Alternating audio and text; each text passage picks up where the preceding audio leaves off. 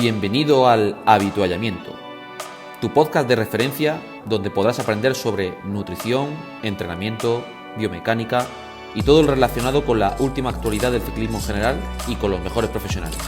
Entra y aprende.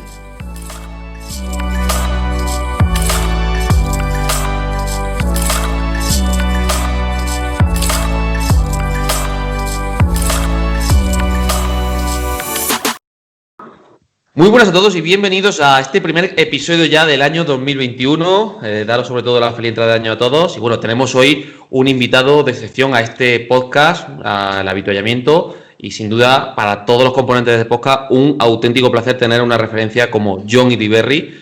¿Qué tal, Jon? ¿Cómo te encuentras? Hola, ¿qué tal? Pues muy bien. Muchas gracias por la invitación y también gracias por el esfuerzo que os supone hacer esta iniciativa del podcast, que creo que es muy interesante desde el punto de vista de divulgación y que creo que merece el reconocimiento de ese esfuerzo y a daros las gracias por ello. Fenomenal, nosotros estamos muy encantados de tenerte por aquí, Jon. Bueno, para aquellas personas que nos estéis escuchando, nos estáis viendo a través de tanto del podcast, en los distintos canales que tenemos, como también en mi canal de YouTube, tenemos que presentar a Jon Iriberri. ¿Quién es Jon Iriberri? Bueno, para que lo conozcáis, es actual profesor titular de la World Cycling Center de la UCI, en concreto. Es técnico también del Centro de Perfeccionamiento Técnico del Gobierno Vasco y responsable de varios núcleos deportivos y preparador de más de 20 atletas olímpicos. Con anterioridad ha trabajado con equipos del máximo nivel, como pueden ser Movistar Team, el equipo Trek, y actualmente trabaja en el área de biomecánica en el actual Jumbo, que por todos los conocidos del ciclismo, pues creo que es el equipo más conocido prácticamente junto con Ineos. Y también, por supuesto, destacar que ha sido seleccionado nacional de ciclismo. En definitiva, un currículum que es muy complicado, por lo menos igualarlo, como digo yo siempre. Así que, bueno, queremos traeros a este invitado y sobre todo queremos hacerle una serie de preguntas que tenemos cariñosamente con todos los componentes del podcast. Así que creo que sería el turno de que hablara, pues bueno, creo que la persona de este grupo que más conoce a Jon, que más años ha estado trabajando con él, que es mi compañero Javier Sola. Así que, Javi, te dejo a continuación con las palabras. Bueno, voy a empezar yo ya por la confianza de que hace ya unos cuantos años que nos conocemos, ¿no, Jon? ¿Cuántos? ¿7, 8 o no sé ahora mismo decirte, ¿no? No se le vea a Jon, serán por ahí. Los 7, 8 años sí serán, sí. Tranquilamente. Cada uno de nos hace dos preguntas. Yo la primera que te voy a hacer es, has tenido trayectoria como biomecánico, creo que eres para mí uno de los precursores de la biomecánica en España y quizás también podemos decir a nivel mundial, ¿no? Por cómo has ido desarrollando conocimiento y luego también has tenido tu faceta como entrenador, ¿no? ¿Cuál ha sido para ti el momento como entrenador que más has disfrutado o que tengas mejores recuerdos? Pues no sabría destacarte ninguno en particular.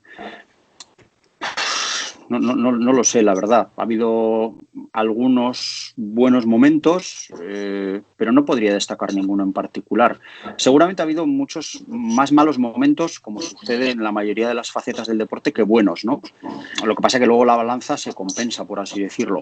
Pero no destacaría ninguno en particular. Yo, no sé, con el paso de los años cada vez soy más consciente de que la figura del entrenador lo único que puede conseguir de una manera fehaciente es acabar con la carrera de su deportista. Entonces, lo que más he intentado hacer, sobre todo, es conseguir que podrían expresar sus máximas posibilidades y no ser yo un impedimento para ello. Y con el tiempo y con los años yo creo que me voy esforzando más en ello, con lo cual me aparto y me hago muy poco propietario de las victorias o de los grandes resultados de algunos deportistas con los que he tenido, porque para mí siempre ha sido un lujo poder trabajar con ellos, ¿no? Entonces, ha habido momentos muy satisfactorios, también ha habido momentos muy duros, pero no recordaré ninguno en particular. Y la segunda pregunta que te hago ya es relacionada con tema de biomecánica, ¿no? Lo hemos hablado muchas veces, quizás estos años atrás, ¿no? Que parece que ha habido como una evolución a nivel de tecnología, ¿no? Quizás más que conocimiento, ¿no? Y te pones a ver congresos de biomecánica y se focaliza mucho todo en el tema tecnológico más que a nivel de conocimiento. ¿Por qué crees tú que va viendo esa tendencia más en instrumentos tecnológicos que en conocimiento en sí? Aunque yo sé más o menos tu respuesta, pero de cara al oyente que tenemos en el podcast. Sí, bueno, yo creo que ahí pueden confluir varios factores, ¿no? Y que de alguna manera la responsabilidad de eso la podemos derivar en varias fases, por así decir. Por una parte está la exigencia del público, el público que recibe nuestros servicios de biomecánica, que exige tecnología, muchas veces sin saber exactamente qué, pero yo creo que está bastante claramente detectado que la gente valora el hecho de que utilices tecnología casi para hacer cualquier trabajo, ¿no? Da como un plus al trabajo que esté realizando. Entonces es una exigencia del mercado. Por lo tanto, eso invita a que cada vez utilicemos más tecnología por la propia exigencia y presión del mercado, ¿no? Por hacernos, por así decirlo, obtener cierto grado de notoriedad. Y luego, por otra parte, está el hecho de que cuando emprendes, pues siempre lo haces con una ilusión de que ese emprendizaje al final se acabe convirtiendo en un modo de vida o que de alguna manera tenga una retribución desde el punto de vista económico. Entonces es muchísimo más sencillo, de la misma manera que los clientes consumen tecnología para la biomecánica o para el entrenamiento, también los biomecánicos o los entrenadores consumen tecnología. Entonces, resulta muchísimo más sencillo desde el punto de vista, vamos a decir, más marketingiano, el comprar tecnología en cualquier aspecto que comprar conocimiento. El conocimiento, al ser una cuestión etérea y no haber ninguna garantía de que aquello nos va a dar cierto grado de relevancia, por así decirlo, en lo que hacemos, pues lo que sucede es que el valor, por así decirlo, cae. Sin embargo, al fin y al cabo, pues bueno, todos tenemos ese pequeño punto materialista. Si me compro una máquina, pues la máquina está aquí y he pagado por ella, pero al menos yo la tengo. Entonces, creo que esas dos razones explican fundamentalmente el porqué de la tecnología y tecnificación de prácticamente todas las tareas del entrenamiento. Hablamos de biomecánica, hablamos de entrenamiento y de las ciencias del deporte en general. Creo que queda clara un poco la respuesta en ese aspecto, sí. Oye, John, una pregunta. ¿No te gusta que salir en cámara? Es que no te vemos y... Sí. Yo la verdad es que no tengo mucha habilidad con este tema del Skype, o sea, sí parezco súper tecnológico, pero en realidad soy bastante torpe con estas cosas. Si le das ahí y te vemos. A ver si lo podemos ver. Si le das a la cámara y que te podamos ver en algún... la cosa yo es creo que no, es... ya está. Ya he sido capaz. Ahora. Es que... Ahí perfecto. Muchas gracias. Bien. A vosotros. Bueno, creo que es interesante ahora que aporte, por ejemplo, sus preguntitas a David. Cuéntanos un poco. Bueno, John, lo primero, buenas tardes. Y bueno, ya que te ha lanzado Javi, voy a vincular a esa parte del conocimiento que él ha dicho. Yo sé que tú eres una persona que, bueno, de hecho compartimos pues a veces inquietudes o artículos, etcétera. A día de hoy, bueno, una de las cosas que estamos intentando hacer desde el campo más de la ciencia es vincularlo al campo, ¿no? A que todo lo que intentemos sacar de las universidades, aunque a veces llegue tarde, pues que os sea útil. ¿Qué es de lo que has visto en el campo científico últimamente, qué es lo más útil que has leído o lo más aplicable a tu campo de trabajo con ciclistas profesionales o con el ámbito que tú haces en custom, si quieres, ¿no? O las dos variables, ¿no? Una cosa que te sirva para tu campo profesional, otra campo profesional de ciclistas y otra que te sirva para tu campo de trabajo diario. Si quieres ahí contestar también para tomar nota de lo que lees y así seguro que aprendemos todos. Vale, pues bueno, buenas tardes, primeramente, David. Y bueno, la pregunta es relativamente compleja, ¿no? Porque tiene muchas vertientes. Por una parte, yo creo que las aportaciones que se están haciendo dentro del entrenamiento de la fuerza y de la que tú evidentemente eres partícipe y protagonista principal de ellas, creo que van a tener una trascendencia muy importante a medio plazo y largo plazo.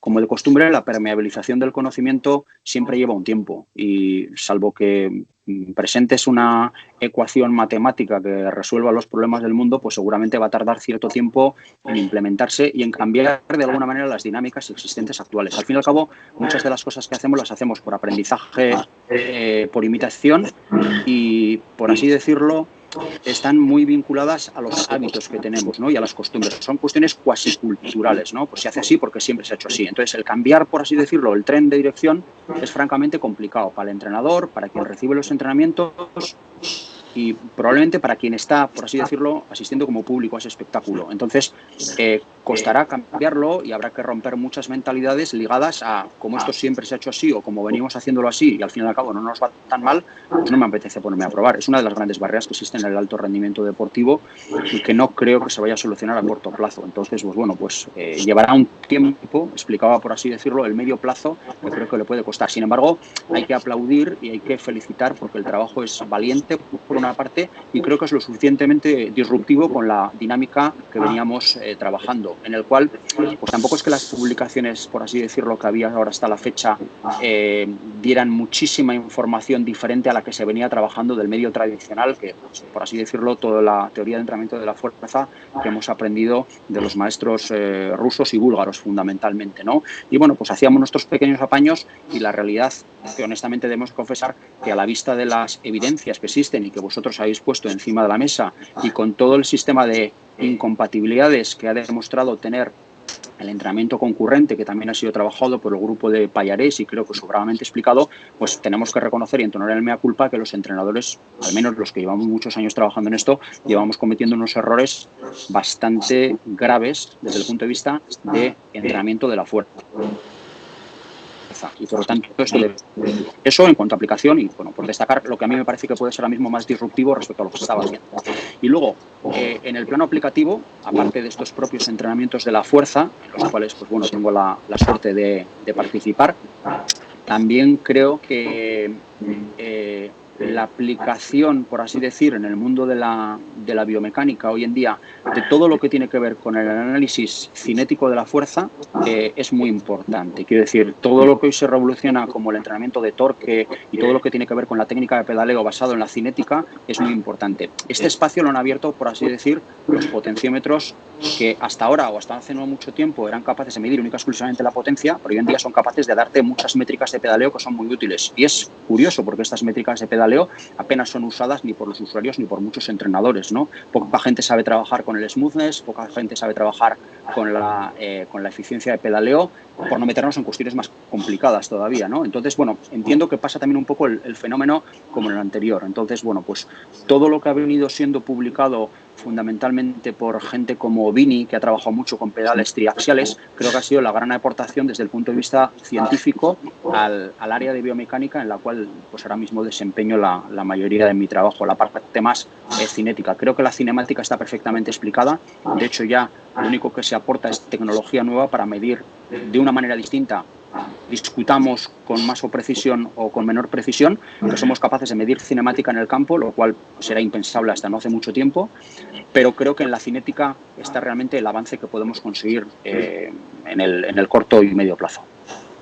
Bueno, yo comparto contigo lo de la parte disruptiva, pero bueno, yo a ti te considero bastante disruptivo e innovador. Por lo cual, oye, si alguien es capaz de manejar eso, yo creo que eres tú. O sea, que no, decir, en favor de John, le he visto explicar cosas hace 5 o 6 años que se han trasladado en papers recientemente. Y, o sea, que ha ido siempre como un paso por delante de publicaciones, ¿no? Y parece que hasta que no se pone por escrito, no, como que no es real, ¿no? Y creo que él muchas veces ha ido un paso por delante en ese aspecto. No sé si tenemos a ciencia cierta, pero cosas que él ya explicaba hace tiempo. Yo con John esto lo hablo a veces, ¿no? Que él dice, y yo comparto mucho una frase suya, que voy a hacer ahora aquí un poco que la comparto aquí, que él está para dar respuestas a los problemas del día a día. Y la ciencia, por desgracia, pues no damos respuesta a eso, damos respuesta a otras cosas.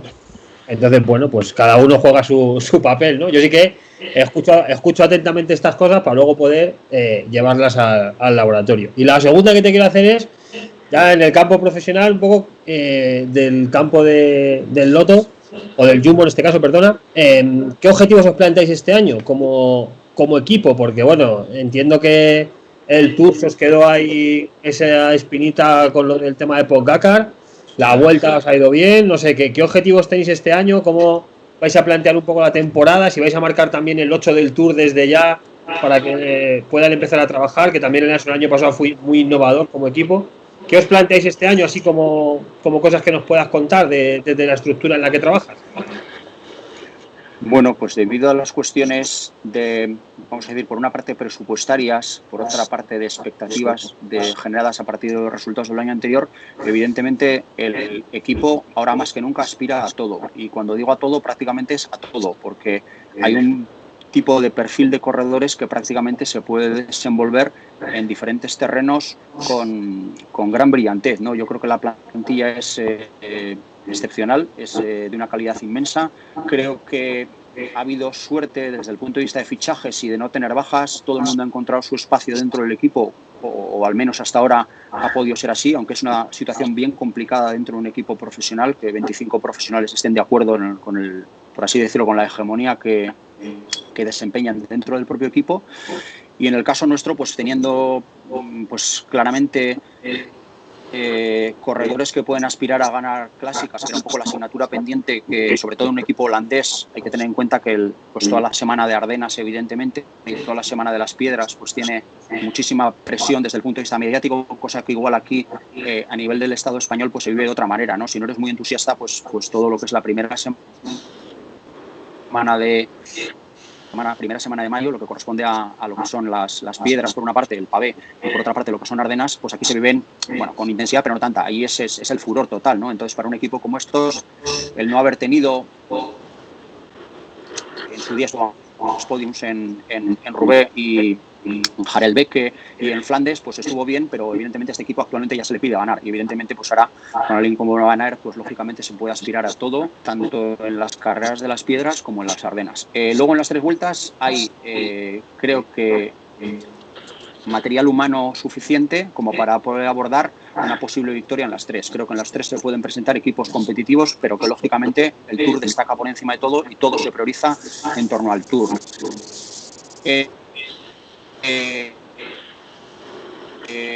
¿Tenemos algunos problemas de conexión, puede ser por parte de John? Se corta ahí un poquillo, sí. Un poquito, John. Ahora. Vale, no decía que bueno, en las vueltas hay 2 o 3 corredores que han demostrado que son capaces de poder disputar la victoria y alcanzar podiums en las 3 grandes, y como hay número suficiente de corredores como para poder ayudarles, creo que también se aspira a la victoria en las 3. Esto no quiere decir que el Jumbo, porque es prácticamente imposible ganar las 3, pero sí que se plantea casi cada carrera de primer nivel como una posible victoria. Luego, pues sin menoscabo de que hay bastantes corredores de este equipo que han ganado carreras importantes de una semana, en las cuales el equipo también se puede desenvolver bien. Por lo tanto, el equipo aspira a todo, pero lógicamente en la punta de lanza están la semana del pavé, la semana de las Ardenas y el Tour de Francia. El resto, por suerte o por desgracia, evidentemente está supeditado a todo lo anterior. Pues nada, yo me alegro mucho porque recuerdo el primer año que estabas con ellos, que arrancasteis ahí un poco regular, entre comillas, pues ya habéis hecho 12 o 15 segundos y no esa victoria. Espero que este año consigáis la primera victoria pronto, que eso siempre da tranquilidad, y que nada, pues que consigáis todo esto que marcas, ¿no? Lo veremos por la tele y nos pondremos muy contentos si lo conseguís, ¿vale? Allá, Gabri, quien tú quieras. Bueno, creo que es el momento de que nos hable nuestro querido Raúl, por favor. Buenas, John. Yo tenía muchísima ilusión de hablar contigo. Así hemos cruzado un email o 2, no sé, y tenía muchísima ilusión porque les oigo a todos estos hablar de ti un montón de veces, y amigos comunes, a Luis, a los Sasoyan, ahí tenía mucha ilusión de conocerte, o sea que primero decirte eso. Sí. Si me permites cortarte, como diría Groucho Marx, eso es porque me conoces poco. Sí, no. Pues nada, oye, intentaré, pues bueno, pues que lo sepas, que me hace mucha ilusión ahí tenerte aquí cara a cara, aunque sea a través de una pantalla, ¿vale? Yo te quiero hacer un par de preguntas, una pregunta profesional y una personal. ¿Cuál quieres primero? John, ¿te da igual? A ver, mira, yo tengo mucha pelea. Te voy a hacer primero la profesional. Nos escucha gente de todos los estamentos ciclistas, ¿no? Desde el más cicloturista hasta entrenadores, fisiólogos. Entonces yo tengo el tema del taloneo, macho, que el taloneo que siempre vemos, yo lo pruebo a mí mismo, ¿no? Cuando vas pedaleando y talonas, ¿no? Pues que al final se frena la pedalada. Si te pones el leomo, ves que frenas. Si tienes unos pedales duales, ves que eso va peor. Pero ¿por qué está tan instaurado en en la comunidad ciclista el tema del talonazo y la gente no le da tanta importancia como le dais vosotros y bueno, yo también con los míos. ¿Por qué ese tema del talonar no es una cosa que oye, yo ya voy con la grupeta y claro, y lo primero que me fijo es si talonan o no? Voy por un lado y por el otro y claro, la gente que le duele el glúteo, ¿no? Que le duelen los isquios, que van... ¿Por qué? ¿Cómo podrías explicar de manera sencilla por qué no se debe talonar y por qué es más correcto pedalear sin meter el talón abajo cuando vas a las 3, ¿no? O a las 9, ¿no? Vale, bueno, voy a intentar ser breve, conciso y clarificador, porque claro, la pregunta se las trae, es bien complicada la pregunta. O mejor dicho, la pregunta es fácil, lo que es difícil es la respuesta. La respuesta. Entonces, vamos a ver. El tema del taloneo, de alguna manera, es un defecto técnico del pedaleo. ¿Por qué puedo afirmar esto con contundencia? Porque hay más que evidencia suficiente en la bibliografía para, de alguna manera, justificarlo desde el punto de vista cinético y cinemático. Todo esto comienza en un artículo en el cual se ve que hay una relación directa desde el punto de vista del taloneo con la rotación interna de rodilla. La rotación interna de rodilla, si le preguntas a cualquier fisio o cualquier traumatólogo, te dirá que es uno de los movimientos más patológicos que existen dentro de la naturaleza del movimiento humano. Por lo tanto, el taloneo, partimos de la base de que es malo porque genera problemas de rodilla fruto de la rotación interna que facilita, porque se desestabiliza la articulación tibioestragalina y de alguna manera la sujeción que supone el sóleo fundamentalmente y los gemelos desde el punto de vista del equilibrio de que la rodilla descanse encima del tobillo se rompe y al hacer esa rotación interna pues se generan posibles patologías y desviaciones de la fuerza. Entonces la primera razón es una razón de cuestiones de salud.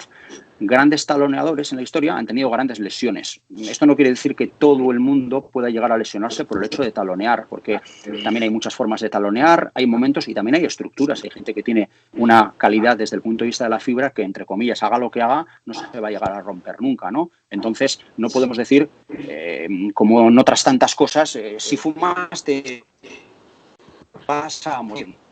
Mueras, porque seguramente fumar sea una cosa que está demostrado que es patológico. Hay gente que fuma y también vive 100 años. Entonces, aquí pasa algo parecido, ¿no? Entonces, la evidencia desde el punto de vista de la bibliografía, que creo que es suficientemente extensa, y de hecho no hay nadie que haya justificado que talonear sea mejor. Es curioso.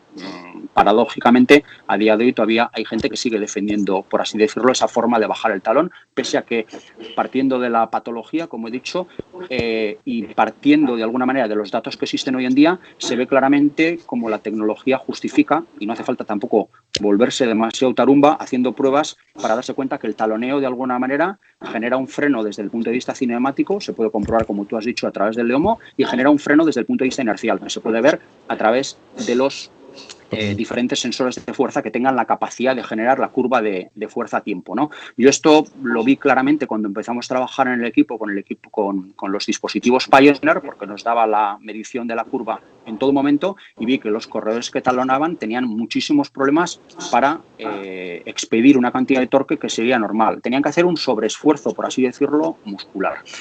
Y ahora vamos a la tercera parte de la pregunta, ¿no?, que lanzas. ¿Y por qué se talonea? Bueno, pues talonear tiene, bajo mi punto de vista, y aquí me meto en un terreno un poco pantanoso porque tampoco tengo la evidencia suficiente como para decir por qué se talonea, pero por así decirlo, mi hipótesis de trabajo es la siguiente. Cuando tú bajas el talón, de alguna manera estiras el sóleo, fundamentalmente el sóleo y los gemelos. Entonces, lo que haces es someterlos a una tensión que te permite estabilizar la articulación metarsofalangea. ¿Por qué sucede esto? Porque normalmente el control de la del caso. Entonces, lo que consigues de alguna manera, bajando el talón para abajo, es que se bloquee esa articulación y esa articulación tenga estabilidad, al menos en la parte del pedaleo. Porque todo el mundo que talonea te dice, pero yo siento que hago más fuerza, sí. Bueno, eso hay que de alguna manera decodificarlo. Lo que sientes es que tienes más estabilidad en la parte anterior del pie porque has bloqueado la articulación metarsofalangea, porque uno de los grandes pronosupinadores que tiene este movimiento es el músculo del sóleo, que depende de que esté trabajando con las fibras más mediales o más laterales, puede conseguir supinar y puede conseguir pronar. Por lo tanto, cuando bloqueo el sóleo, lo que hago es bloquear la articulación metatarsofalángea. Entonces, ciclistas, como vosotros conocéis muchísimos, que tienen problemas desde el punto de vista de estabilidad en el control de la pronosupinación y que los veis haciendo sentadillas, gente que hunde los pies hacia afuera, gente que los apoya hacia la parte interna y que estos generan la peligrosísima rotación interna de rodilla que hemos dicho. La rodilla hacia adentro también, ¿no? Sí, la rotación interna de cadera que deriva en una rotación, si se puede admitir así, interna de cadera y que se relaciona con pies planos, por ejemplo, o con insuficiencias del primer radio, que es lo más común. Entonces, lo que sucede en estos casos es que podemos talonear y sentir estabilidad en esa articulación.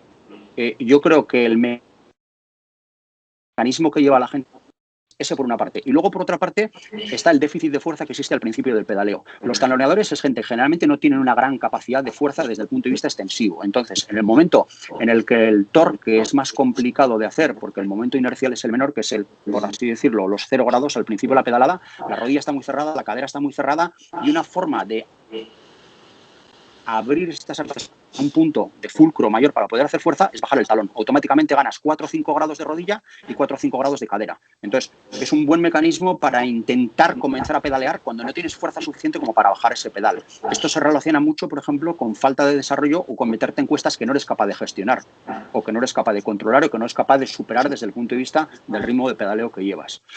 Un apunte. Esto es un poco Un apunte, John, que lo que tú comentas, una cosa que observo yo en los estudios, que gente que es talonadora, y yo conozco que son talonadores porque los entrenas o porque son clientes habituales, cuando más problemas suelen tener es al principio de la temporada, que vienen a hacer el parón, la condición física no es buena, empiezan a pedalear y empiezan con los problemas. Luego, pues más o menos van controlando, mejoran condición y casi que camuflan un poquillo el problema, ¿no? Por así decirlo.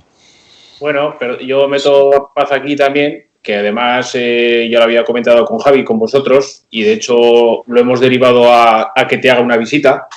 Es un pupilo que tengo que yo creo que de todos los años que llevo entrenando será el primero que no he conseguido que desaparezcan los calambres. Y está muy bien entrenado, yo creo que no se me escapa absolutamente nada. Hemos probado el tema famoso del juego de los pepinillos, hemos probado otro tema de nutrición y se lo comenté a Javi y me dijo que posiblemente sería porque talonea excesivamente y esos calambres que se producen en la parte interna de los aductores, es que no estamos hablando al final de una prueba, es que estamos hablando a lo mejor cuando lleva 2 horas de bicicleta o cuando lleva 3 horas de marcha, una marcha cicloturista que no hace falta que sea una barbaridad Y, por ejemplo, si alguien no está escuchando que sufre de calambres y ha tomado medios y trabaja fuerza y entrena bien y sigue sufriéndolos, yo no sabía que esta podía ser una de las causas, el talonear, que los puede provocar. Sí, yo tampoco te puedo hablar de casos tan claramente definidos como el que acabas de citar tú, Chema, pero sí que tiene bastante lógica la hipótesis que se plantea. Al fin y al cabo, cuando taloneas, yo creo que cualquiera es consciente de que la rodilla va más inestable. Lo demuestra por una parte la bibliografía y yo creo que se puede comprobar. Tú pedaleas y en el momento que el talón está bajando cuesta arriba, la rodilla tiene un movimiento muchísimo más acentuado y va más inestable porque se genera un desequilibrio que se intenta compensar con una rotación interna. Vale, hasta ahí.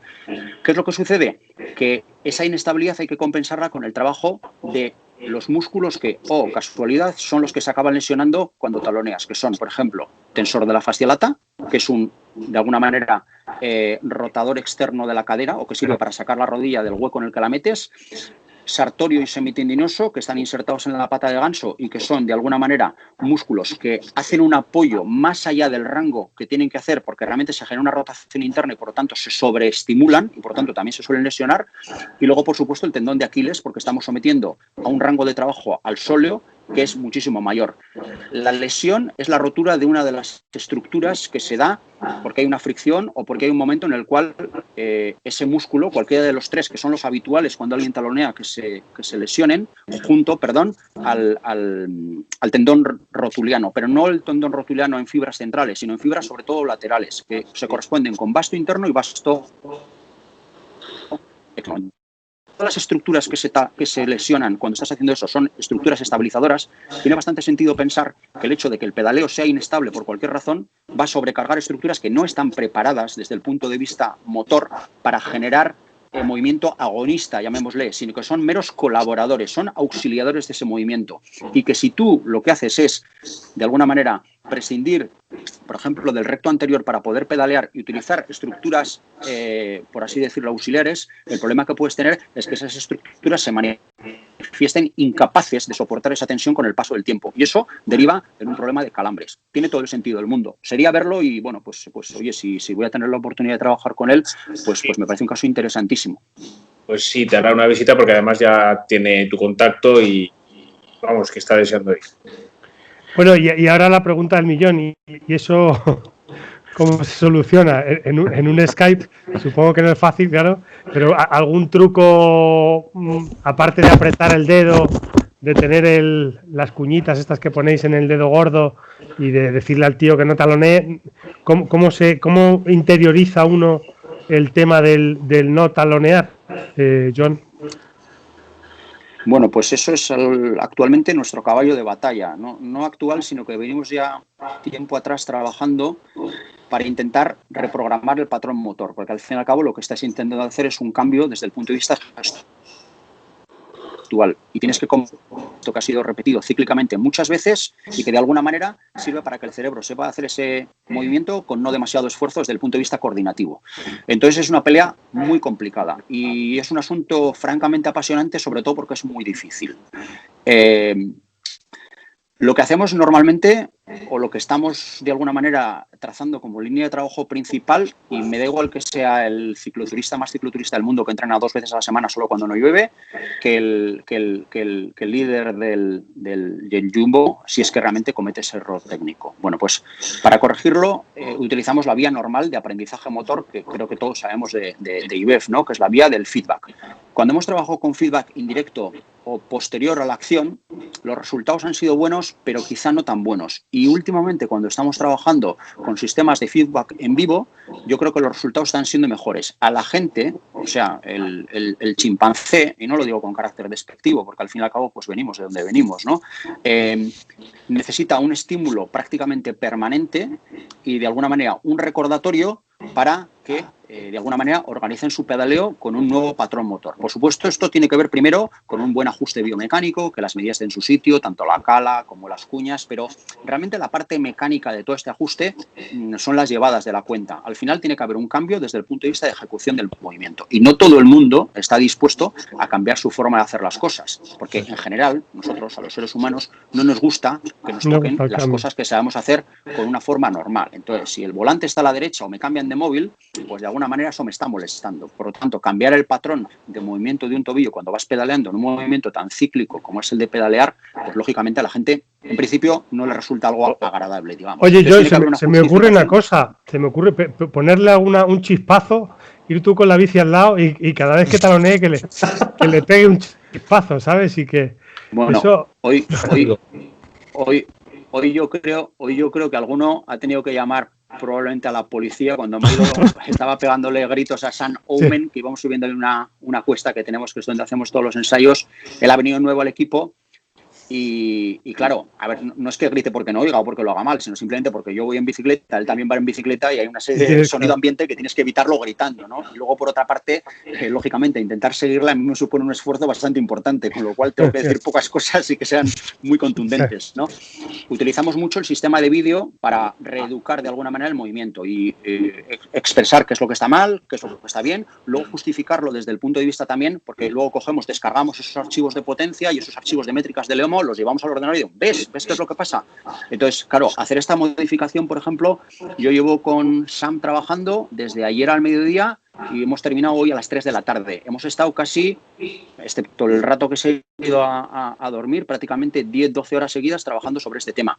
No es la forma más correcta y pedagógica de aprender, pero es una especie de, por así decirlo, una especie de vacuna contra el mal pedaleo. Él era consciente de que era un taloneador, no sabía las consecuencias que tenía el talonear mal, pero cuando le he enseñado los valores de pérdida que tienen GPA y GPR en el WKO, entonces, claro, se le arquean las cejas y dice, pero no puede ser, yo no puedo estar perdiendo tanta potencia en cada pedalada. Digo, pues bueno, pues aquí están tus datos, me los has dado tú y son de ayer. Quiero decir que no me ha dado tiempo ni a modificarlos siquiera, entonces no hay truco posible. Y además es algo que se puede ver bien. Bueno, pues después de estas 10 o 12 horas trabajando, Hoy hemos hecho una subidita, que es la subida que se hizo aquí en la llegada de Bilbao de la etapa de la Vuelta a España, que es una subida relativamente dura y suficientemente exigente como para que el pedaleo no te permita pedalear a menos de, pues ellos suben a unos 300 vatios mínimo, 300, 330, se mueven ligeramente por debajo de FTP. Y ha conseguido hacerlo con una pérdida máxima de 4 vatios y 7 vatios en cada una de las piernas, cuando venía con 20 vatios de pérdida. Entonces, se puede hacer. Y yo lo siento mucho por todas las otras áreas de conocimiento del ciclismo, como puede ser el entrenamiento, como puede ser la nutrición, como puede ser incluso la psicología, pero ganar 20 y tantos vatios en un día no está al alcance de no es fácil, muchísimos. no es fácil. Entonces, no. me siento terriblemente afortunado de poder hacer este tipo de cosas y, lógicamente, cuando los datos luego ratifican el trabajo que estás haciendo y el esfuerzo que realizas, porque es un esfuerzo ímprobo desde el punto de vista mental, el intentar hacerlo tanto por parte del corredor como por parte mía, pues yo creo que es motivo de muchísima satisfacción personal, ¿no? Que al final es lo que realmente debe de motivarnos. Pues nada, oye, muchísimas gracias por esta pedazo de masterclass de talonear, macho. Espero que todos los que nos estén escuchando nos hagan más caso a los entrenadores, que lo vemos ahí vagamente en WKO, y oye, a los que vas con la grupeta se lo dices. Me ha encantado la masterclass. Y ahora la pregunta difícil, John, esta era la fácil, ¿vale? Esta era la fácil. ¿Por qué te apartaste de las redes sociales con todo lo que puedes aportar? Quizá a ti no te aporte nada. Pues claro, te hablo del punto de vista un poco egoísta, ¿no? Que ya me gustaría a mí leerte cualquier tontería que se te ocurra todos los días, ¿no? Pero ¿por qué te apartaste un poco de las redes, John? Pues simplemente porque en un momento dado creo que la utilización quizá, y hablo de una manera absolutamente íntima y personal, yo evidentemente respeto muchísimo cada cual que las use y las comparta tal y como considere más oportuno. Creo que son una vía que igual intentan generar cierto grado de notoriedad respecto a lo que se hace y exigen una cantidad de tiempo y de atención del cual yo ya llegó un momento en el que no disponía. Y ya era más cuestión realmente de, por así decirlo, enseñar las plumas del pavo real, que realmente hacer algo que fuera realmente sustancioso. Entonces, prefiero muchísimo más la relevancia a la notoriedad. O sea, que aquello que hagas realmente tenga sentido y sea realmente importante y que tenga unos efectos que sean medibles, independientemente de que no se entere absolutamente nadie de lo que estás haciendo. No por egoísmo, porque yo creo que aquí algunos de vosotros me conocéis y no soy precisamente característico por no compartir el conocimiento. Yo creo que soy la persona que a menos le importa compartir el conocimiento del mundo, siempre y cuando, lógicamente, pues este conocimiento sea respetado, valorado y apreciado, ¿no? Que para mí es importante. Entonces, creo que no era la vía adecuada para llevar a cabo este propósito que te estoy diciendo, y por eso en un momento dado, pues bueno, el que quiera saber algo, pues no tiene más que coger, levantar el teléfono, llamarme y preguntármelo, y yo encantado de la vida se lo voy a responder. Pues nada, oye, yo me quedaría con ganas de hacer otra pregunta, pero no voy a ser tan egoísta, le voy a pasar. Muchísimas gracias, John, por contestar así, macho. Perdona por la confianza que estoy mostrando así, que no te conozco así, pero muchísimas gracias porque no pedazo de masterclass. Vale, gracias a ti. Bueno, pues yo a John lo conozco hace muchos años. He coincidido con él en algunas ponencias, coincidí en Málaga, en Manilva, en un congreso que vino de Italia y se fue corriendo, ¿no te acuerdas? Bueno, somos jugadores de ciclismo a fondo y además he tenido el gusto de estar en su casa para que me pusiera las medidas correctas de 2 bicicletas, hace muchos años ya. Y además tengo una mala costumbre, que esto puede servir como un cachete para todos los cicloturistas o la gente de que coges las medidas de esos estudios y si tienes 3 o 4 bicicletas después, utiliza las mismas medidas para adaptarlas a todas las bicicletas. Algo que no debería ser así. Respecto a las 2 preguntas que tengo normalmente pues te suelen decir, yo pedaleo muy bien, porque a mí me marca aquí 50-50. O me marca 48-52, o sea, pedaleo perfectamente, más o menos como el tema de la nutrición. Yo como muy bien porque no como precocinados. Pero no debe ser así, ¿no? O sea, el equilibrio del par, por decirlo de alguna forma, sea lo más ajustado posible, no quiere decir que estés aprovechando toda la fuerza, que estés imprimiendo. Corrígeme si estoy equivocado. No, estás en lo cierto. Y hay un pequeño matiz antes de esa pregunta, que es cuando se lee el par, tenemos que tener en cuenta que en el caso de que no tengas un sistema de doble galga, quiere decir que tengas dos medidores, uno independiente para pierna derecha y uno independiente para pierna izquierda, la medición del par se trata en realidad de un cálculo, porque hay algunos medidores de araña, pues por ejemplo Power to Max, SRM, que son capaces de darte una aproximación al balance. ¿Por qué?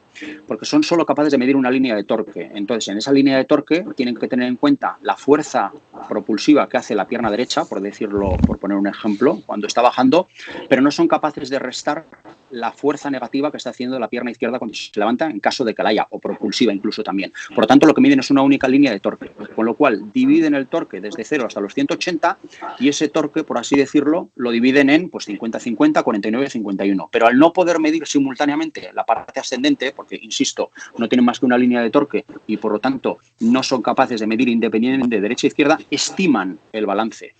¿Qué quiere decir? Que se puede estimar para bien y se puede estimar para mal. Hay gente que pedalea razonablemente bien, sin embargo, en este tipo de medidores, que son, insisto, con una única línea de torque, con una única galga o con un sistema de medición que no permita tener más que una línea de torque, podría ser el Power Tap también, aunque vaya en el eje trasero, yo no me fiaría mucho de esos balances, porque sobreestiman, subestiman y, bueno, de alguna manera es un poco difícil quizá de explicar en este foro, pero no miden como deben de medir.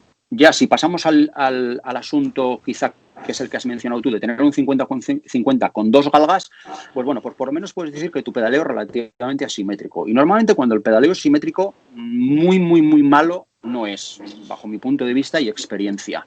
Normalmente lo que suele suceder es lo contrario, que pequeñas asimetrías que igual no tenemos muy presentes, un 1%, un 2%, un 3%, que difícilmente van a ser patológicas per se, sí que luego pueden esconder patrones de pedaleo que sean incorrectos. Entonces, respondiendo a tu pregunta, pues el 50-50 es correcto, pero solo habla de una de las facetas de pedaleo, que es la faceta de la simetría.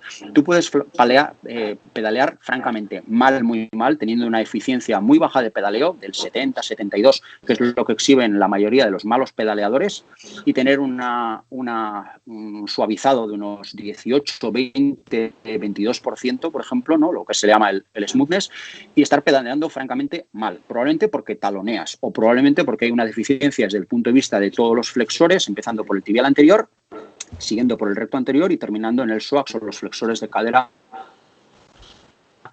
¿no?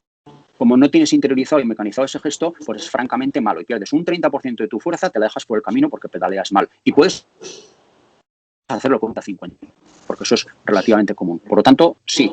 Y luego hay otro apunte que es muy importante y en el cual no se da mucha relevancia porque se desconoce bastante. Es el tema de las fuerzas radiales.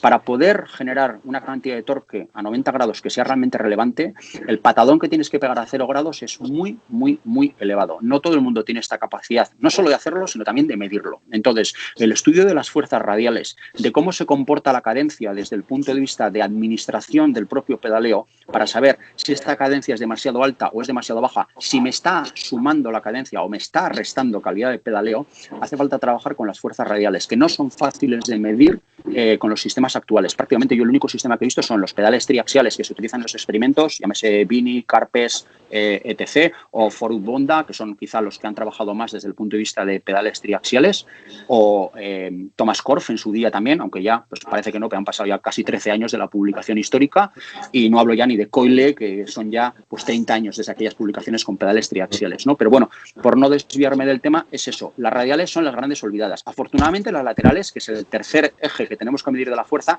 normalmente suelen ser relativamente poco, una magnitud relativamente pequeña. Y lo puedo comprobar la gente que tiene los Garmin, que sí que tienen la posibilidad de medir la fuerza desde el punto de vista de distribución lateral. Pero son magnitudes que normalmente suelen ser pequeñas. Las radiales son muy importantes. Entender cómo funciona la radialidad desde el punto de vista de la fuerza, cómo alterarlo y cómo acompasarlo es un poco el trabajo que ahora tenemos en punta de lanza para mejorar lo que es la calidad del propio pedaleo. Entonces, quizá lo he explicado de una manera un poco compleja, pero puedes tener muy mala calidad de pedaleo aun pedaleando 50-50, que es lo que me habías preguntado, Chema. Perdona, un segundo. Se me ocurre una pregunta así de golpe, te la suelto de pronto. John, en ese caso, por ejemplo, si tuviésemos que. A lo mejor no tengo un compromiso, si no quieres contestar, no contestes. ¿Qué potenciómetro podríamos recomendar a la gente como para que fuese decir, pues mira, esto es lo que te puede dar más información por una relación calidad-precio de todos los años que tú ibas trabajando, que tú hayas visto que mide más o menos bien, porque siempre estamos con esa guerra, ¿no? Y seguramente de España será de la gente con la que más potenciómetros has trabajado. Por marcas, modelos, por experiencia. A ti ahora mismo tú dices... Y por vejez seguramente también. No lo has citado, pero es importante. Claro, yo siempre... para mí eres un poco de esa persona que empezó a trabajar aquí un poco con SRM en España, ¿no? Entonces, tú puedes decir, teniendo en cuenta todo esto que acabas de decir también, de medir la simetría, de estos parámetros que se pueden sacar a través de VKO, etcétera, etcétera, ¿qué sería un poco lo más adecuado para poder llevar o poner en tu bicicleta? Bueno, no hace falta complicarse mucho la vida. Simplemente con la pedaling efficiency, o sea, la eficiencia de pedaleo en lo que se lee en el Garmin, desconozco en otros sistemas, pero bueno, me imagino que se llamará parecido. Y el smoothness o suavizado es más que suficiente. En el momento que veas a ver y veas que 60-75%, los números te dan ganas de tirar la bicicleta a la basura, porque estás perdiendo en cada pedalada que das el 75%, el 25% que la que hace. Y a poco malo que seas como ciclista, vas a hacer 100 vatios. Bueno, pues de esos 100 vatios, 25 que van a la basura. Ya tienes para trabajar todo lo que quieras con eso. No te hace falta tener sistemas muchísimo más complejos. Entonces, ¿qué implica mejorar eso? Pues los dos temas que hemos tratado a lo largo de este podcast, ¿no? Por una parte está el movimiento del tobillo como gran contaminador de la eficiencia mecánica del pedaleo y la gestión sobre todo de la fase de recobro, porque en contra de lo que piensa la gente que tiene más fuerza o menos fuerza, los grandes cambios se dan sobre todo en la fase de recobro. En la fase de pedaleo, vamos a decir, lo que es el pisotón encima del pedal, si nos abstraemos del tema del tobillo, la gente normalmente lo suele hacer bastante bien. Es difícil pedalear más en esa fase ascendente, insisto, abstrayéndonos del tema del tobillo. Entonces, potenciómetros, hombre, pues si tienes recursos y puedes hacerte con un dual para medir bien el balance, yo creo que Favero es una gran relación calidad-precio a día de hoy. No sé si es el bestseller, pero tranquilamente podría hacerlo. Creo que tienen unos niveles de precisión de medida muy buenos porque no hacen un refresco de muestreo de datos como hacen otras que necesitan una vuelta completa, sino que tienen de alguna manera, debido al giroscopio y al acelerómetro que utilizan, más muestreo de datos por pedalada y eso hace que las aceleraciones, pues donde fundamentalmente fallan la mayoría de los potenciómetros, midan casi también como los gold estándar, que en este caso hablaríamos de SRM y las 8 galgas o 16 en el modelo científico, ¿no? Entonces, eso es un poco la explicación. Creo que Favero puede ser la compra maestra y evidentemente yo no tengo ningún interés comercial ni con Favero ni con ningún otro. Quizá de tenerlo lo tendría con Shimano, que es de alguna manera el sponsor oficial del equipo, ¿no? Pero siempre me ha parecido buena idea mantenerme un poco al margen. Trabajé muchos años con SRM desde el año... No creo que fuera el pionero porque creo que se lo compré el primer SRM a Jesús Losa en el año 1994, si no estoy equivocado. Tenía yo en ese año en 2 años, con eso te lo digo todo. Pues sí, ahí estaba. En el año 94 compré ese primer potenciómetro, que me acuerdo que pagué una cantidad de pesetas importantes por él y empecé a trabajar. Y en el año 96-97 ya estaba en relaciones con Julik, con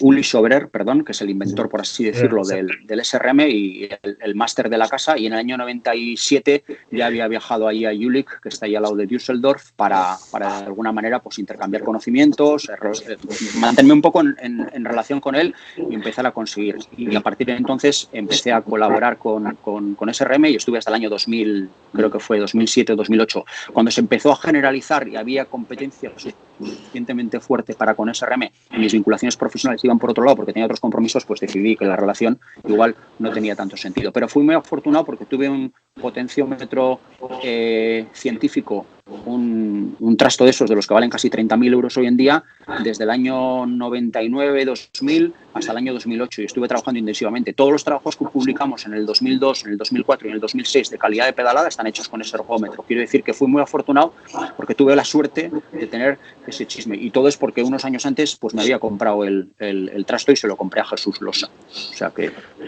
una pregunta, John, cuando hablas del recobro, explica un poco de manera sencilla, si puede ser, cuál es el fallo en la fase de recobro que suele tener la gente.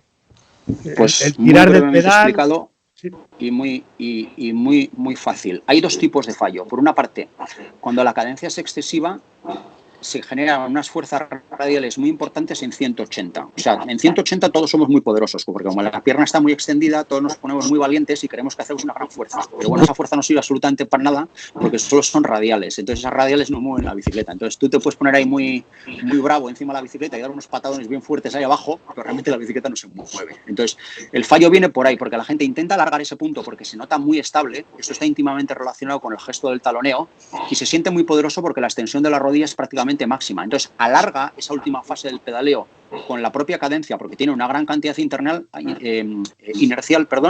y lo que hace de alguna manera es simplemente alargar la fase de fuerzas radiales. O sea, cree que está haciendo una pedalada del carajo bendito porque no crea una tensión muscular muy elevada, pero en realidad la eficiencia es bajísima comparado con lo que podría ser si no harías eso. Eso por una parte, es uno de los graves errores.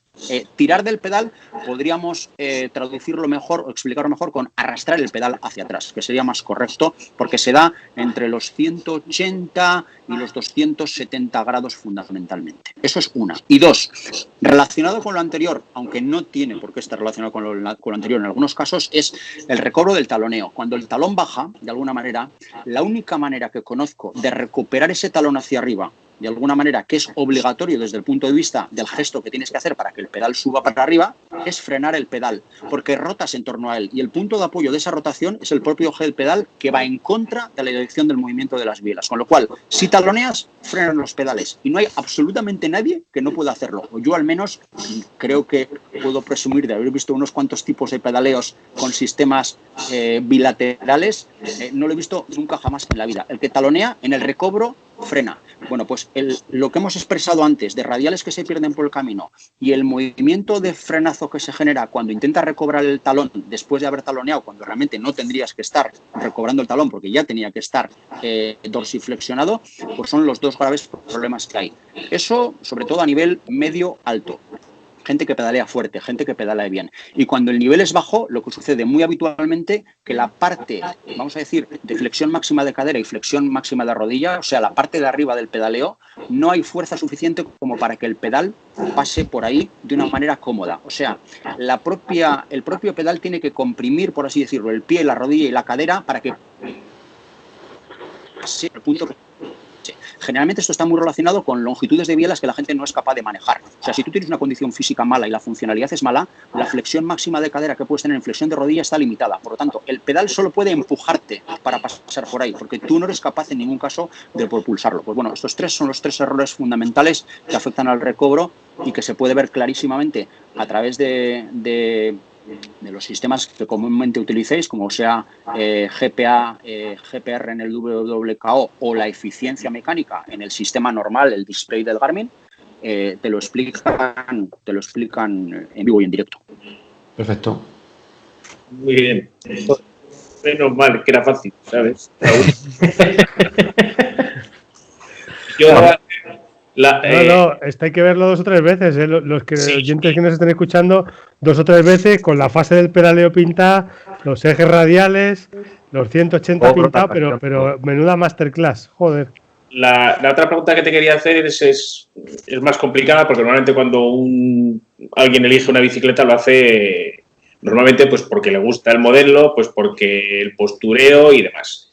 ¿Qué tendría que adaptarse más a la hora de elegir una bicicleta? Digamos, la anatomía a determinadas geometrías, o cualquier ciclista se puede adaptar a cualquier geometría. No sé si me he explicado.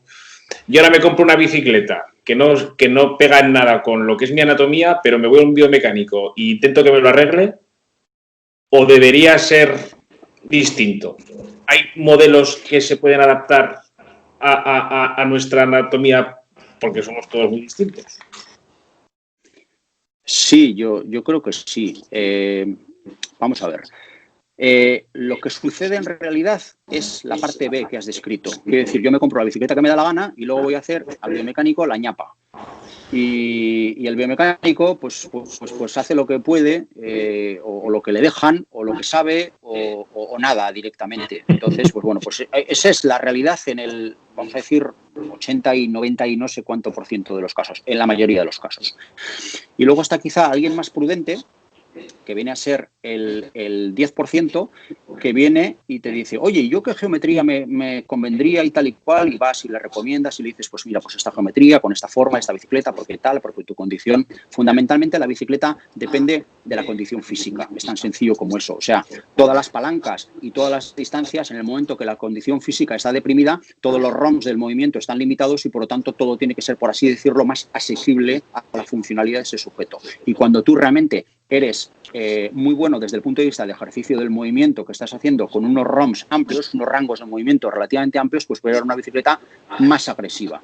Y esto no tiene vuelta de hoja. Pero, insisto, el 10% que vienen y te preguntan, ¿y qué puedo llevar? Bueno, pues entonces tú le recomiendas a ese 10%, teníamos el 89% anterior, y el 10% este, y le recomiendas la bicicleta que se tiene que comprar de acuerdo a la geometría. Pero, por arte de magia, luego cuando viene al estudio resulta que aparece con una bicicleta que no tiene absolutamente nada que ver con lo que tú le has recomendado. Bueno, pues ya solo queda el 1%. El 1%, ¿qué es el que hace? Pues al final el que quizá te haga caso se pone en tus manos y no está preso de los prejuicios o preso, por así decirlo, de alguna serie de consideraciones que para mucha gente pueden ser importantes, y todo el respeto del mundo respecto a eso, porque dice, mira, yo sé que esta bicicleta no me va bien, pero es la que me gusta. Digo, pues no tengo nada más que decir, pues me parece fantástico. Hago la ñapa que puedo hacer, te trastoco, te cambio o intento pervertir las cosas de esa bicicleta para que se adapten a ti y punto. Hay datos que son demoledores aquí. Mira, nosotros hicimos un estudio en una marcha cicloturista que conoceréis todos, que es la Bilbao, porque habéis participado, porque habéis oído hablar. Estamos hablando de 10.000 personas. Bien, no es una marcha cicloturista excesivamente, vamos a decir, exigente, porque son 1.000 y pico metros de desnivel, en 1.500 creo que son, en 120, 130 kilómetros, pero lógicamente ya exige cierta condición física para poder hacerlo. Bueno, el 60-70% de los participantes están obesos. Y no es porque lo diga yo, es porque el BMI, que lo registramos nosotros, de 8.000 personas, lo dicen. Fin de la conversación. Entonces, ¿creéis que el 80% de gentes no llevaba geometrías exactamente iguales que geometrías de bicicletas de carga? La respuesta es obvia. No. La gente va con geometrías que de alguna manera están diseñadas para un ciclismo de competición y en unos pequeños casos para el ciclismo de confort, y en la mayoría de los casos pues tenemos que hacer ñapas porque la condición física que tienes no sirve para ir montado encima de esa bicicleta. Fin de la historia. Pero yo tampoco insisto mucho con esto. Quiero decir que el que tiene, por así decirlo, preconcebida acerca de lo que tiene que llevar porque le gusta o porque le va bien, pues me parece fantástico. No discuto, yo creo que los que me conocéis lo sabéis de sobra, lo digo una sola vez. Y si no, pues me gusta y está bien. Otro dato también muy interesante, cuando estuve trabajando con Trek Precision, Trek tenía en aquel momento 3 geometrías, la H1, H2 y H3, que era simplemente una elevación, lo que se entiende como bicicleta de competición, bicicleta de gran fondo, y bueno, pues había poco percursores, por así decirlo. Dentro de esto había un H1, H2, H3. Bueno, H1 era la bicicleta de competición, H2 un poquito más de cabezal con algo más de stack y algo menos de reach, y el Trek un stack muy generoso y un reach relativamente corto. Pues la H3 en menos de 2 años dejaron de hacerla porque no la quería nadie. La H2 era la que se le recomendaba a la mayoría de la gente de acuerdo al Trek Precision Fit, que es un poco el programa que desarrollamos nosotros. Bueno, desarrolló Trek, pero con ayuda de algunos técnicos. La H2 era la recomendada para la mayoría de la gente porque era la geometría de gran fondo. Sin embargo, al final también dejaron de hacerla porque el 80% de la único que cambiaba la geometría, quiere decir, tenía los mismos componentes técnicos, pesaba lo mismo, era igual, pero nadie quería algo que no era utilizado por los profesionales. Este es el grandísimo favor que nos hace el marketing. Entonces, si queréis más datos... Este año yo creo que han sacado, o sea, hasta el año pasado había H1 y H2 y este año han sacado como un H1 punto y medio y ya se quedan con eso para todos. En vez de ir así, ¿no? Vas un poquito más así, ¿no? Eso es. Mi pregunta, John, es ¿por qué la industria realmente no, o sea, no hacen la bicicleta pensando en el usuario medio, sino hacen la bicicleta como si fueran profesionales. ¿Eso realmente por qué sucede? Pues bajo mi punto de vista y opinión, es porque el usuario decide que quiere llevar la bicicleta parecida posible a ella. No quiere ningún tipo de invento, subterfugio o cuestión de imitación. Punto. Sí, imitar lo que tienen los profesionales sin más. Ya está. Sí, yo recuerdo que cuando le hice la visita a John y me senté allí en la bicicleta, al poco cogió y me dijo: te va a dar la vuelta a la potencia, te va a girar la potencia. Y se sorprendió, si no recuerdo mal, porque no puse ninguna pega. Digo, joder, he venido aquí para que me pongas bien y ya está. Y no debía ser bastante habitual, porque cuando a alguno le decías que le tienes que girar la potencia o adaptarla, poco menos que le da un patatús, que le rompes lo que es todo el esquema, digamos, de la posición tan rápida. Sí, esto es relativamente común. Afortunadamente va a cambiar porque como ahora las bicicletas van a venir con las potencias integradas que vienen en los nuevos cuadros de carbono, que hacen, en vez de hacer un ángulo como se conocía hasta ahora en el sistema GATSET, que llevamos viviendo ya 20 años con él, van a ir directamente del cuadro en una inclinación hacia arriba. Estéticamente nos vamos a acostumbrar a lo que antes decíamos, eso es horripilante, jamás lo llevaría en mi bicicleta, ¿no? Y en tu caso, corrígeme si me equivoco, tú venías de una situación de haber estado compitiendo en máster y en quebrantahuesos a un nivel relativamente alto, con buena condición, y creo que cuando aterrizaste donde nosotros, no recuerdo la razón, pero creo que la condición física no era tan buena, estabas incluso un poco pasado de peso, corrígeme si me equivoco, y que lógicamente...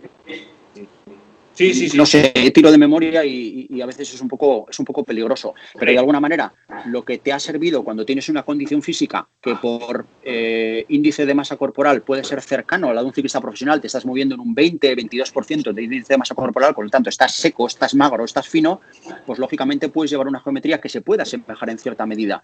Pero cuando tienes una condición física peor y tienes sobrepeso, esa posición no es sana ni te permite pedalear mejor, porque en el momento que tú el tronco lo obligas a girar hacia adelante y no eres capaz de flexionar la cadera hacia arriba, la eficiencia cae un 30%, y es lo que no se le mete a la gente en la cabeza. Digo, a ver, olvídate de la aerodinámica, olvídate de la estética, estás perdiendo quizá 15, 20, 25 vatios en cada pedalada por ir agachado a un sitio donde no llegas, porque luego la rodilla no puede pasar por el sitio que tiene que pasar porque no eres capaz de flexionar la cadera. Así es. Esto no, es así. No. Estaba en mi mejor condición física, lo que has dicho tú, que corría a lo mejor en Copa Navarra, tampoco te pienses tú que he sido yo, que las marchas de gran fondo por mi condición se me ha dado muy bien, pero luego en máster era un matado, que no tiene nada que ver una cosa con otra. Pero yo estaba en 68 kilos y medio. Y cuando pues igual estaba en 80 kilos. O sea, que la diferencia es bastante considerable. Y por supuesto la forma física...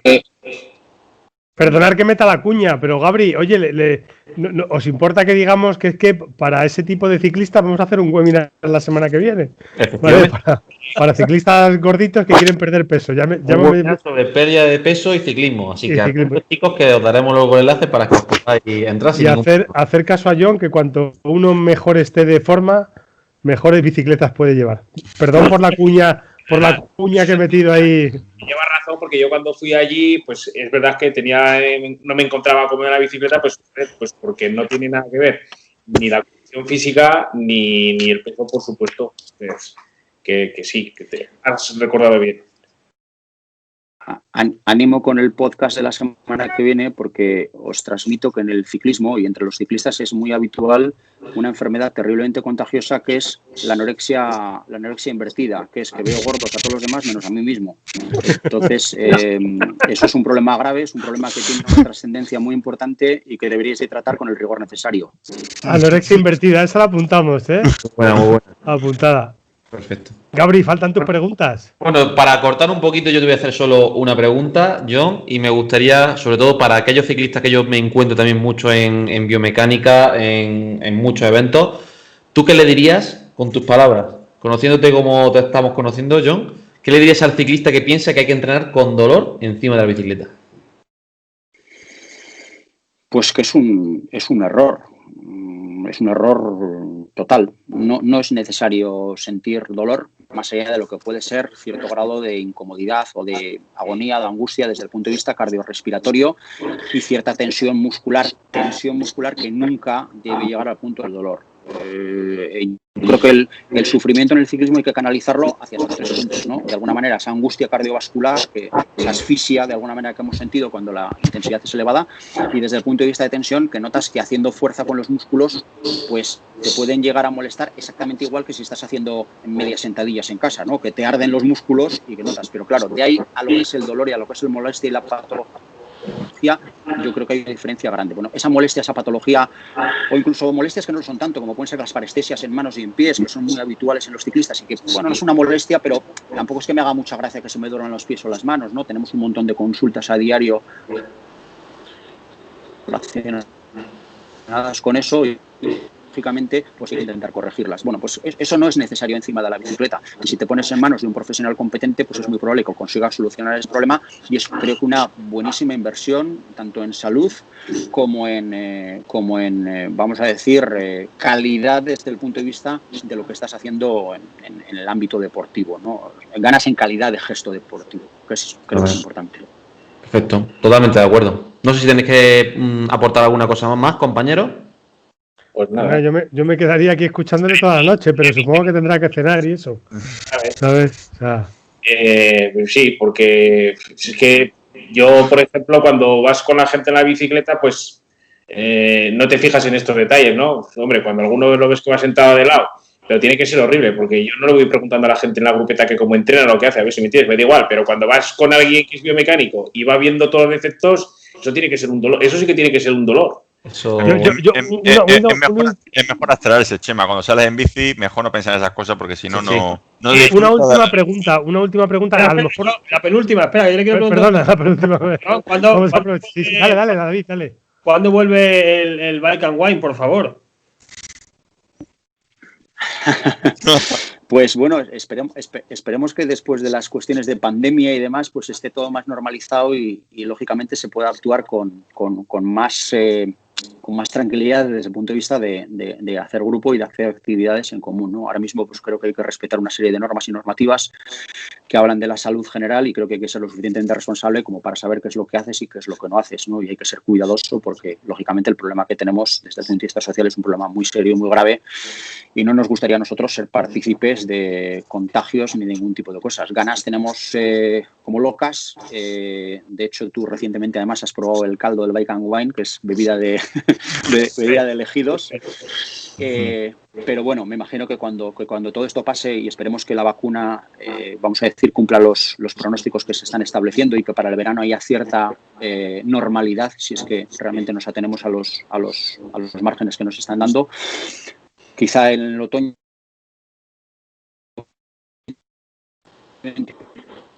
plantearlo. Es la época del Bike and Wine otoño. Yo es que a John le conozco, aparte por su faceta biomecánica, luego John y Iñaki tienen una parte que, aparte de Custom for Us, pues tienen Life for Bike, y yo les conozco casi más por su parte recreativa que por su parte. Pero hay que tener cuidado, porque te preparan unas trampas por ahí que sufres por ahí, ¿eh? He tenido la suerte de estar en Italia con John haciendo pues Stelvio, etcétera, y bueno, es una pasada el poder compartir no solo todo el conocimiento, sino también la persona, ¿no? Entonces, bueno, que yo también soy de esas personas que está por descubrir, ¿no? Que parece que tiene esa parte como tan seria, pero que luego con una botella de vino todo cambia. Bueno, pues, yo iba a preguntarte una pregunta profesional, pero nada, cuéntanos un poco dónde te puede encontrar la gente y qué haces tú profesionalmente, dónde te pueden localizar los biomecánicos, que habrá muchos que nos escuchen, y oye, y clientes, ¿dónde te pueden localizar, John?